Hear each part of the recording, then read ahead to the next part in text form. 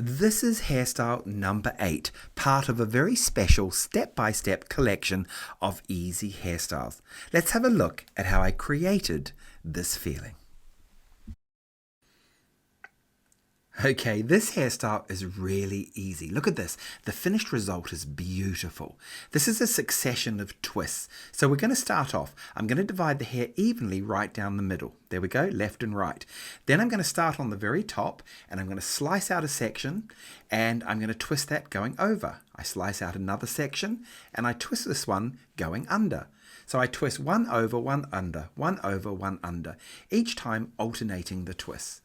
This way, when I put them all together, they all sit beautifully together and they don't just all twist up together. There we go. Repeat the same on the opposite side. So easy when I'm sped up, isn't it? There we go. Put a little elastic on. Now I'm going to take a Patrick Cameron crown lift. I'm going to use a blonde one with 2 hair grips and grip that right into the middle of the hair. We're going to use this as our pinning foundation.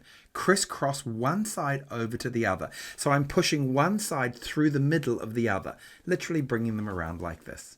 Start to pin into the hair pad. Now, twist this going under. These are the tails. Twist them going under.